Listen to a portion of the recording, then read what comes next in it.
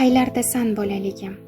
Bu jumla ko'plab odamlar qalbiga tegadigan, sog'inch va nostalgiya bilan to'lib toshgan ifodadir. Xudoyberdi To'xtaboyev o'zbek bolalar adabiyotining yirik vakillaridan biri bo'lib, uning asarlari bolalar va kattalar tomonidan sevib o'qiladi.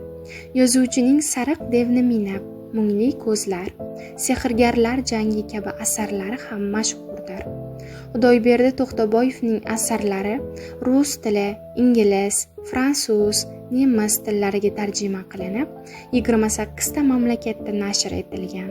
Qaylardasan bolaligim? Xudoyberdi To'xtaboyevning o'z hayotidan olingan, voqealarga asoslangan, yurakni ezgu his-tuyg'ular bilan to'ldiradigan asardir. Unda muallif o'zining bolalik davrini, oilasini, urush yillari boshidan kechirgan og'ir hayotini, orzularini va hayotga bo'lgan ijobiy munosabatlarini mehr bilan tasvirlaydi. Ushbu asar orqali muallif o'zining bolalik yillaridagi beg'uborlik, quvonch va sog'inch tuyg'ularini o'quvchilarga yetkazadi. Kitobda bolalar hayoti, ularning orzu-umidlari, sarguzashtlari va hayotiy tajribalari jonli va qiziqarli tarzda tasvirlangan.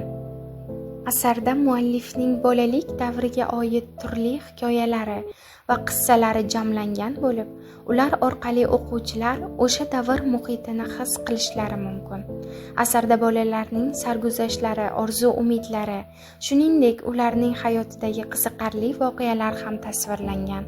Xudoyberdi asarning bosh qahramoni muallifning o'zi. U bolaligida boshidan kechirgan qiyinchiliklarini sabr va irodali qalbi bilan yengib o'tishga harakat qiladi. Onasi mehribon, sabrli va mehnatkash ayol. Urush davrida oilani boqish uchun kurashadi. Otasi urushga ketgan, farzandlariga ibrat bo'lgan shaxsdir. Do'stlari, qarindoshlari Xudoyberdining tarbiyasiga, hayotga munosabatiga ta'sir qilgan shaxslardir. Asarning asosiy g'oyasi hayotda qanday og'ir sinovlar bo'lmasin, inson o'z orzulariga sadoqat bilan yursa, ularga erishadi. Asardan shunday saboq olishimiz mumkinki, har bir qiyinchilik insonni chiniqtiradi. Bolalik eng beg'ubor va qadrli davrdir. Mehnat va sabr orqali har qanday to'siqlarni yengish mumkin.